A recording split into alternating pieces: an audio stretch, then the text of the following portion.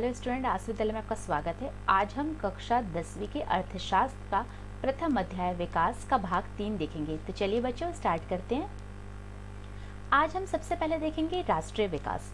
देखिए बच्चों, इससे पहले के लेक्चर में आपने ये देखा था कि भिन्न भिन्न व्यक्तियों के लिए जो विकास का लक्ष्य होता है, जो उसकी धारणा होती है, जो उसका उद्देश्य होता है, वो भी भिन्न भिन्न होता है। आज हम देखेंगे कि राष्ट्रीय विकास में जो होता है उसके लक्ष्य, उसकी धारणा और उसके उद्देश्यों को समझने का हम प्रयास करेंगे। देखिए, यदि लोगों के लक्ष्य भिन्न हैं तो उनकी राष्ट्रीय विकास के बारे में धारणा भी भिन्न होगी। ये बच्चों अभी तक आपको बिल्कुल समझ आ गया होगा, क्योंकि राष्ट्र किससे बनता है? व्यक्तियों से मिलकर बनता है। तो राष्ट्र में रहने वाले जो व्यक्ति हैं, यदि उनके लक्ष्य अलग अलग होंगे तो राष्ट्रीय विकास के बारे में भी लोगों की धारणा जो होगी, जो उनकी विचारधारा होगी, वो भी अलग अलग होगी। आप इसको एक उदाहरण के द्वारा समझ सकते हैं। जैसे मान लीजिए, अगर कोई क्षेत्र में एक केमिकल फैक्ट्री स्थापित होती है, तो ये जो होता है, एक पक्ष की अगर हम बात करें, एक पक्ष को देखते हैं तो जो उस फैक्ट्री को लगाया है, जो इंडस्ट्रियलिस्ट है, जो उद्योगपति है, वो उसके लिए तो विकास है, क्योंकि उससे जो होता है उनको पैसा मिल रहा है। और ये राष्ट्र के दृष्टिकोण से देखें तो क्या इसे राष्ट्रीय विकास कह सकते हैं? हाँ, कह सकते हैं, क्योंकि देखिए, जब कोई एक इंडस्ट्री लगती है तो उसमें क्या होता है, बहुत से लोगों को जो होता है रोजगार मिलता है, लोगों को जो होता है इससे एम्प्लॉयमेंट मिला था। और जो इंडस्ट्रियलिस्ट है वो भी जो होता है, इसमें क्या होगा, नेशन को जो होता है एक टैक्स चुकाएगा। तो इस तरीके से जो होता है ये राष्ट्रीय विकास है। लेकिन अगर हम इसी सेम लक्ष्य को देख के अगर हम दूसरे पक्ष को देखते हैं तो उनके लिए क्या यह विकास है? क्या देखिए, बहुत से ऐसे लोगों की, क्योंकि जो एक केमिकल फैक्ट्री होगी तो वो जहरीली जो होता है वो गैस वगैरह जो है वो छोड़ेगी, जिससे एनवायरनमेंट क्या होगा, वो जो होता है उसमें पर्यावरण जो होता है वो प्रदूषण होगा। लोग जो उसके आसपास जो रहने वाले जो क्षेत्र हैं, वहाँ पे रहने वाले जो लोग हैं, उनको जो होता है इससे असुविधा होगी। इसके बाद जो उनके कचड़े वगैरह जो होंगे वो क्या होंगे, वो भूमिगत होके जो होता है वो जल के थ्रू जाएंगे, बहेंगे। तो इससे जो होता है वाटर पॉल्यूशन या जल प्रदूषण की समस्या भी खड़ी होगी। तो देखिए, एक ही चीज़ के दो आपने विरोधी जो होता है वो विचारों को देखा। एक के लिए जो विकास है वो दूसरे के लिए विकास नहीं है। बच्चों, आपको मैंने पहले ही एक डैम का जो होता है एग्जाम्पल दे चुका था। तो इस प्रकार से जो होता है राष्ट्र के विकास के संबंध में भी क्या है, लोगों की जो धारणाएं हैं वो अलग अलग होती है। यह समझना बहुत आवश्यक है कि देश के विकास के विषय में विभिन्न लोगों की धारणाएं भिन्न या परस्पर विरोधी हो सकती है, या वो अलग अलग हो सकती है, वह एक दूसरे के बिल्कुल भी अपोजिट हो सकती है, जो कि अभी हमने उदाहरण के द्वारा इसे समझा है। लेकिन क्या सभी विचारों को बराबर का महत्व दिया जा सकता है, या यदि परस्पर विरोधी हैं तो निर्णय कैसे लिया जाए? अब देखिए, राष्ट्रीय विकास की जब हम बात करते हैं तो उनके सामने जो होता है राष्ट्रीय विकास को तय करने के लिए जो होता है बहुत सारे मापदंडों को हमें देखना पड़ता है, बहुत से प्रश्नों को हमें देखना पड़ता है। तो इसके आधार पर जो होता है ये बहुत हमें आवश्यक है विचार करना कि सभी के विचार, राष्ट्र के जो भी लोग हैं उनके सभी के विचारों को महत्व दिया जाए। लेकिन सभी के विचारों को हम कैसे महत्व दे सकते हैं, क्योंकि जो आपस में जो लोग हैं उनके जो विचार हैं वो परस्पर विरोधी हैं। तो अब यह बहुत ही महत्वपूर्ण जो होता है वह समस्या ये उत्पन्न हो जाती है कि आखिर निर्णय कैसे लिया जाए। तो चलिए हम कुछ मापदंडों को देखते हैं और इन मापदंडों के आधार पर ही जो होता है वह निर्णय लिए जा सकते हैं। सबसे पहला ये होता है कि सभी के लिए न्यायपूर्ण और सही राय क्या होगी। पहले तो हमें ये डिसाइड करना बहुत आवश्यक है, जब हम एक नेशन की बात करते हैं, कि वहाँ पे रहने वाले जो मैक्सिमम लोग हैं उनके लिए जो होता है न्यायपूर्ण और सही राह क्या होगी। एक न्यायपूर्ण जो होता है, एक मतलब कि इस तरीके का डिसीजन लिया जाए जो सभी के लिए जो होता है वह न्याय संगत हो। दूसरा है, हमें यह भी सोचना होगा कि क्या कार्य करने का कोई बेहतर तरीका है, क्या कोई एक ऐसा तरीका है जिससे कि जो दोनों पक्ष के लोग हैं वह संतुष्ट हो सके। तो ये भी विचार करना आवश्यक है कि कार्य करने का और कोई भी बेहतर उपाय है क्या। और तीसरी बात यहाँ पे आती है कि क्या इस विचार से बहुत से लोगों को लाभ होगा या कुछ को ही। ये भी देखना बहुत इंपॉर्टेंट है कि इससे क्या बहुत से लोगों को लाभ हो रहा है या फिर सिर्फ कुछ ही व्यक्तियों को जो होता है इससे लाभ प्राप्त हो रहा है। राष्ट्रीय विकास का अभिप्राय इन सभी प्रश्नों पर विचार करना है। एक राष्ट्रीय विकास तभी संभव है बच्चों जब इन सारे जो प्रश्न हैं उन पर बहुत गंभीरता पूर्वक जो होता है उनको देखा समझा जाए और उस पर जो होता है इम्प्लीमेंट किया जाए।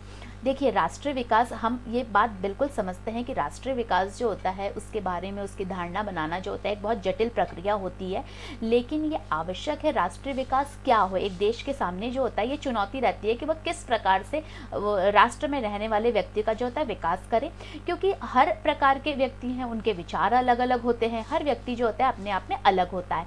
लेकिन ये बहुत आवश्यक है कि इस प्रकार का राष्ट्रीय विकास हो कि कम से कम उस देश में रहने वाले जो ज़्यादा से ज़्यादा लोग हैं वो जो होता है इस विकास से जो होता है, जो सरकार के जो लक्ष्य है उससे जो होता है लाभ प्रदान उनको हो सके। आज हम देखेंगे विभिन्न देशों या राज्यों की तुलना। अब हम विभिन्न देशों और राज्यों का किस प्रकार से जो होता है इसमें तुलना होती है। अगर विकास का अर्थ अलग अलग हो सकता है, हम जानते हैं कि विकास का अर्थ अलग अलग होता है, हर लोगों के लिए इसके मायने अलग अलग हैं, तो फिर कुछ देशों को विकसित और कुछ देशों को अविकसित कैसे कहा जा सकता है। अब हमारे माइंड में जो होता है यह भी प्रश्न आता है कि अगर विकास सबके लिए अलग अलग है, उसकी धारणा अगर अलग अलग है, तो फिर हम किसी कंट्री को डेवलप और किसी को जो होता है अनडेवलप कंट्री कैसे कह सकते हैं। जब हम भिन्न भिन्न चीज़ों की तुलना करते हैं तो उसमें समानताएं और अंतर दोनों हो सकते हैं। बच्चों, ये चीज़ भी होती है कि अगर कोई अलग अलग चीज़ है तो उसमें कुछ में सिमिलैरिटी होगी, कुछ में डिफरेंस होगा। तुलना के लिए क्या महत्वपूर्ण विशिष्टताएं चुनी जाए, इस पर मतभेद हो सकते हैं। ठीक है, अलग अलग जो होता है क्राइटेरिया बनाया जाता है और उसके आधार पर जो होता है वह तुलना की जा सकती है। जैसे मान लीजिए अगर हम विद्यार्थी को लेते हैं जो कि स्कूल में जाके शिक्षा ग्रहण करते हैं, तो इसके लिए जो होता है उनमें क्या होगी, बहुत सारे विद्यार्थी होंगे, उनमें कुछ में समानताएं होंगी, कुछ में असमानताएं होंगी। तो हम लोग क्या करेंगे, इसको जो क्राइटेरिया बना के जो होता है उनको देखेंगे। अब मान लीजिए जो होता है कुछ लोग जो होंगे वो पढ़ाई में अच्छे हैं, कुछ लोग जो होता है, अभी क्राइटेरिया किस किस चीज़ का बन सकता है भाई, एजुकेशन का बन सकता है, हेल्थ का बन सकता है, हाइट का बन सकता है, उसके बाद जो होता है आपके इंटरेस्ट का बन सकता है, किस में बच्चों की रुचि ज़्यादा है। अब इसमें भी जो होता है देखिए समानताएं होती हैं तो अंतर भी होता है। अगर मान लीजिए कि जो व्यक्ति जो होता है वो स्वस्थ है, मतलब हेल्दी है, कोई भी अगर विद्यार्थी, लेकिन हो सकता है कि वह पढ़ाई में इतना इंटेलिजेंट ना हो, और जो पढ़ाई में इंटेलिजेंट हो वो हो सकता है कि दूसरे के प्रति जो होता है उसका व्यवहार बहुत अच्छा ना हो, बहुत ज़्यादा फ्रेंडली नहीं हो, वो जो होता है लोगों से बहुत ज़्यादा अच्छे से घुलना मिलना बात करना पसंद ना करता हो। तो इस तरीके से जो होता है, जैसे कि हम इसमें देख सकते हैं कि विद्यार्थियों का मित्रतापूर्ण व्यवहार और सहयोग की भावना, उनकी रचनात्मकता या उनके द्वारा प्राप्त किए गए अंक, तो ये सभी जो होता है कैटेगरी है जिसके आधार पे जो होता है हम अलग अलग डिवाइड कर सकते हैं।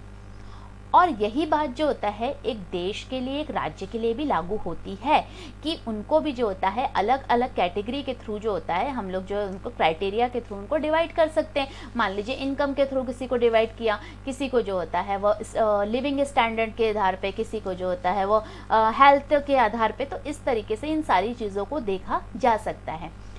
देशों की तुलना करने के लिए उनकी आय सबसे महत्वपूर्ण विशिष्टता समझी जाती है।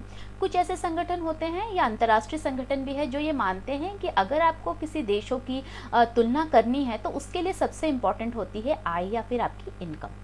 जिन देशों की आय अधिक है उन्हें कम आय वाले देशों से अधिक विकसित समझा जाता है। जिनकी आय कम है वो ये माना जाएगा कि वो जो होता है वो कम विकसित है। जिनकी आय अधिक है उन्हें जो होता है वो उस कंट्री को ज़्यादा डेवलप कंट्री माना जाएगा। यह इस समझ पर भी आधारित है कि अधिक आय का अर्थ है मानवीय आवश्यकताओं की सभी वस्तुओं का अधिक होना। बच्चों, ये बात तो आप भी समझ गए होंगे कि अगर आपके पास पैसा ज़्यादा है तो आप जो होता है जो भी अपनी सुख सुविधाओं की जो वस्तु है उसको जो होता है आप ज़्यादा खरीद सकते हैं। जो भी लोगों को पसंद है और जो उनके पास होना चाहिए वे सभी वस्तुओं को अधिक आय के द्वारा प्राप्त कर पाएंगे। तो ये बात तो बिल्कुल सिंपल है कि अगर हमारे पास इनकम ज़्यादा है तो हमारी जो बेसिक रिक्वायरमेंट है या फिर हम जिस चीज़ को चाहते हैं कि हमारे पास हो, तो वो सारी चीज़ें जो होता है अगर हमारे पास इनकम ज़्यादा होगी तो हम उसको जो होता है यूज़ कर सकते हैं, उसे जो होता है हम खरीद सकते हैं। इसलिए यहाँ पर ये माना गया है कि ज़्यादा आय अपने आप में एक महत्वपूर्ण लक्ष्य समझा जाता है। मतलब ऐसा मानना है कि अगर आय ज़्यादा है तो वो कंट्री ज़्यादा डेवलप होगी क्योंकि वहाँ के रहने वाले जो लोग हैं उनको ज़्यादा सुख सुविधा उनके पास होगी ही। किसके कंपेयर में? जिन ऐसे सभी राष्ट्रों के कंपेयर में जिनकी आय कम है। अब एक देश की आय क्या है? अंतर्दृष्टि से किसी देश की आय उस देश के सभी निवासियों की आय है। इससे हमें देश की कुल आय ज्ञात होती है। अब किसी देश की जो होता है या हम नेशनल इनकम, बच्चों आप लोग ने सुना होगा नेशनल इनकम क्या होती है। ये ऐसा वर्ड जो होता है आपने बहुत बार सुना होगा। तो ये राष्ट्रीय आय या नेशनल इनकम है क्या? ये क्या होती है कि जो भी उस देश में रहने वाले जो लोग हैं उन सबके निवासियों की जो आय होती है, जो संपत्ति होती है, वही देश की जो होता है कुल संपत्ति या कुल आय होती है। लेकिन देशों के बीच तुलना करने के लिए कुल आय इतना उपयुक्त माप नहीं है, क्योंकि देशों की जनसंख्या अलग अलग होती है। ये भी बात भी सही है कि अगर हम कंट्री की बात करें तो वहाँ जो होता है पॉपुलेशन वो अलग अलग होती है। कुल आय की तुलना करने से हमें यह ज्ञात नहीं होगा कि औसत प्रति व्यक्ति क्या कमा सकता है। क्या एक देश के लोग दूसरे देश के लोग से बेहतर हैं, इसलिए हम औसत आय की तुलना करते हैं, जो कि कुल आय को कुल जनसंख्या से भाग देकर निकाली जाती है। औसत आय को प्रति व्यक्ति आय भी कहा जाता है। बेटा इसके लिए वर्ड है, मैं यहाँ पे आपको बता रही हूँ। जो प्रति व्यक्ति आय, इसको आप PCI, पर कैपिटा इनकम, जिसको हम क्या बोलते हैं हिंदी में, प्रति व्यक्ति आय। तो प्रति व्यक्ति आय बहुत, अगर आपको निकालना हो बच्चों, बिल्कुल भी मत घबराइए, बहुत आसान है। कैसे निकालना होगा? देखिए, देश की कुल आय अगर आपको पता है, देश की जो कुल आय है, इसको हमको, ये देश की कुल आय है, इसको हमें किससे भाग देना है? इसको हमें भाग देना है कुल जनसंख्या से। मतलब जितनी भी आपकी जो नेशनल इनकम है उसको आप डिवाइड कर दीजिए टोटल पॉपुलेशन से, तो क्या होगी, एक औसत जो होता है एनुअल जो है प्रति व्यक्ति पर कैपिटा इनकम जो होता है वो आपको ज्ञात हो जाएगी। विश्व बैंक की विकास रिपोर्ट के अनुसार देशों का वर्गीकरण करने में इस मापदंड का प्रयोग किया गया है। तो ये जो होता है पर कैपिटा इनकम जो होता है या फिर जो इनकम है, इन सबको जो होता है विश्व बैंक की रिपोर्ट के अनुसार जो होता है, अगर हम देशों को अलग अलग भागों में वर्गीकृत करते हैं तो हम इसी मापदंड का प्रयोग करते हैं। अब देखते हैं वे देश जिनकी 2017 में प्रति व्यक्ति आय $12,056 रुपीज़ जो होता है, मतलब $, में 56 प्रति वर्ष या उससे अधिक है, उसे हम क्या बोलेंगे? उसे हम बोलेंगे समृद्ध देश है, मतलब ये जो होता है डेवलप कंट्री है, ठीक है। और वे देश जिनकी प्रति व्यक्ति आय पर कैपिटा इनकम $995 प्रति वर्ष या उससे कम है, उन्हें हम निम्न आय वाला देश बोलेंगे। मतलब उसे क्या बोलेंगे कि भैया ये जो होता है ये अनडेवलप जो होता है, ये निम्न आय वाला देश है, ठीक है। भारत का, अब इसमें अगर हम भारत की बात करते हैं, हमारे अपने देश की बात करते हैं, तो हम ये, अब आपको भी ये रुचि होगी ना कि हम ये देखें कि हम कहाँ आते हैं। तो भारत जो होता है मध्य आय वर्ग के देशों में आता है, इसे डेवलपिंग कंट्री कहते हैं, है ना, क्योंकि मतलब वो डेवलप कर रहा है, क्योंकि उसकी प्रति व्यक्ति आय 2017 में कितनी थी? केवल $1820 प्रति वर्ष थी। समृद्ध देशों, जिसमें मध्य पूर्व के देश और कुछ अन्य छोटे देश शामिल नहीं हैं, को आमतौर पर विकसित देश कहा जाता है। तो बच्चों देखो, आपने ना यहाँ पे जो 3 इम्पॉर्टेंट जो मैंने आपको चीज़ बताई थी, इसको आप बहुत अच्छे से ध्यान रखना। इसके अलावा ना 2 चीज़ें मैं आपको और इम्पॉर्टेंट बताती हूँ बच्चों, तो इन सारी चीज़ों को आप याद रखना। पहले मैंने आपको बताया है PCI, ये आ गया आपका पर कैपिटा इनकम, मतलब प्रति व्यक्ति आय, ठीक है। अगर आपको प्रति व्यक्ति आय या आपको राष्ट्रीय आय समझना है तो आपको 2 चीज़ को और समझना है, ये मैं आपको बताती हूँ। एक होता है बेटा GDP और एक होता है आपका GNP। ये GDP के तो बहुत चर्चे आपने सुने होंगे, ग्रॉस डोमेस्टिक प्रोडक्ट और ग्रॉस नेट प्रोडक्ट, ठीक है। तो ये जो होता है GDP क्या होता है? देखिए, GDP में क्या होता है कि एक वर्ष में एक देश में उत्पादित जो भी वस्तु और सेवाओं का जो मूल्य है उसे हम GDP के अंतर्गत जो होता है काउंट करते हैं। लेकिन एक डिफरेंस आपको बताती हूँ ये GDP और GNP में। देखिए, GDP जो होता है उसमें क्या है, अगर आप कोई भी, जैसे मान लीजिए फॉर एग्जांपल हम मानते हैं कि मारुति, जो आपको पता है कि वो इंडिया बेस्ड ही कंपनी है, अगर वो अपना कोई प्लांट देश के बाहर लगाती है, एक वर्ष में अगर उसमें कुछ उसको पैसा, उसमें जो भी उत्पादन अगर बाहर कर रही है, उससे जो उसको फ़ायदा हो रहा है, उसको हम GDP में काउंट करेंगे। लेकिन अगर हम GNP को देखते हैं, ठीक है, तो अगर GNP में क्या होगा, मान लो एक एग्जांपल आप देख लो, अभी बहुत चर्चित एग्जांपल हम देखते हैं प्रियंका चोपड़ा। आपको पता है कि प्रियंका चोपड़ा जो होता है वो NRI से शादी कर ली और वो बाहर है। तो अगर मान लीजिए वो कुछ पैसा वहाँ से इंडिया में भेजती है अपनी माँ को, ठीक है, तो क्या होगा, वो जो होता है हम GNP में उसे काउंट करेंगे। वो बाहर है, GDP में हम उनको नहीं ले रहे हैं, ठीक है, लेकिन GNP में जो होता है हम उसे लेंगे। तो ये जो होता है किसी भी अगर आप इकोनॉमिक्स में अगर आप फाइनेंशियल सिचुएशन को समझना चाहते हैं, अगर आप नेशनल आय को समझना चाहते हैं, पर कैपिटल इनकम को समझना चाहते हैं ना, तो इन दोनों चीज़ों को बेटा समझना बहुत आवश्यक है। इसलिए मैंने आपको एक एक्स्ट्रा जो होता है आपको ये चीज़ बताई है। और इसके बाद आपका होता है नेशनल इनकम या राष्ट्रीय आय। तो राष्ट्रीय आय क्या होती है, जो भी देश की जितनी भी जो आय होती है, चाहे वो मेरी आय हो या सरकार की आय हो, तो सब आय को जब मिला दिया जाता है तो वो जो होता है देश की कुल राष्ट्रीय आय बन जाती है।